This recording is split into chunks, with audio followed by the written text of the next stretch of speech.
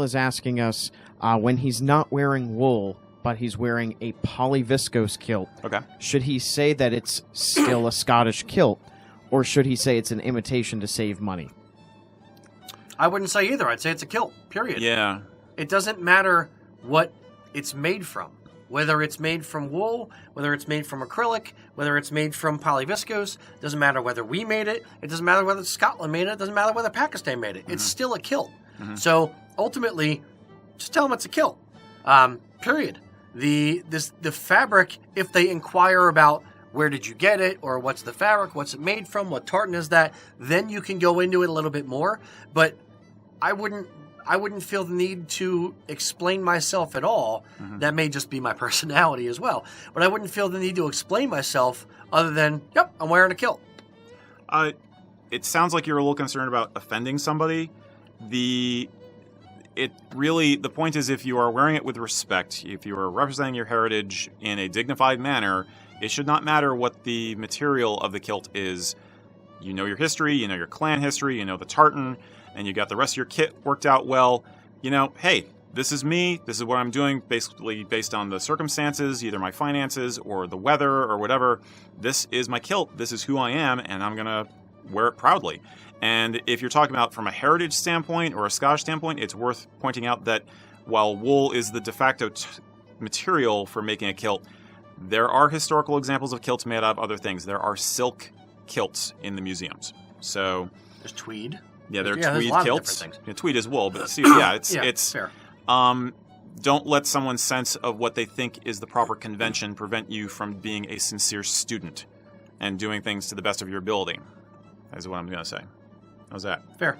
So that's my serious answer for the day. I've got one in now, so now I can go back to being a goofball.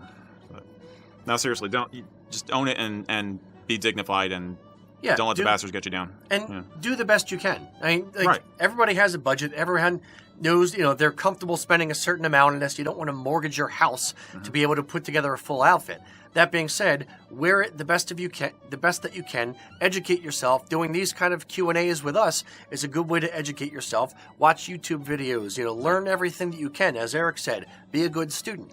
And the better of a student you are, the more educated and the better you're going to represent yourself and represent your heritage. Yeah. And that's what we're all about doing is, paying homage to the heritage, representing it properly and as good as you can within your budget. Yeah.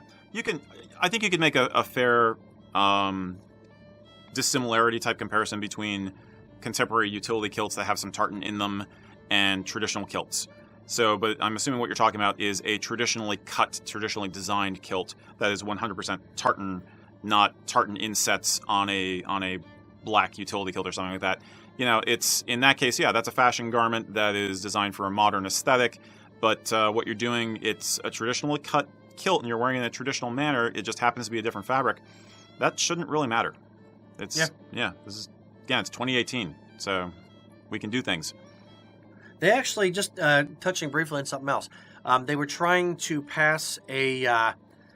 This is several years back. They were trying to pass a protection thing, sort of like champagne. To be called champagne, it has to be grapes from a certain area of France or whatever. They were trying to pass the same kind of thing to say either kilt or Scottish kilt. And the question that I always had with it, an earnest question, was where do you stop it? Is it that the kilt has to be made in Scotland? Does the fabric have to be Scottish woven? Do the sheep in the wool for the fabric have to be Scottish raised sheep, or can they be New Zealand?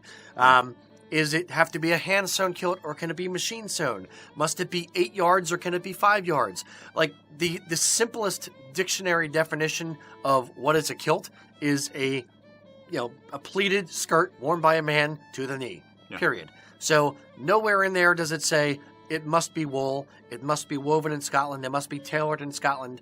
None of that. I've seen very, very high quality kilts made in the U.S., made in Canada, made in Germany, and I've seen very low quality kilts made in Scotland. Yeah. So it's all about the individual making the kilt and the quality of the fabric to what makes a kilt. Sorry, that's a bit of a tangent. I'll just, to finish it off, I'll just say that I can understand the impetus for wanting to do something like that because the industry is under such pressure especially in the UK, that I can understand why someone would get the idea that maybe they should try to do that. When you consider the pressure on them from imports from overseas, from Asia and stuff. Yes. I totally get where they're coming from. I'm not sure it's the best way to go about doing it, but yeah, I understand.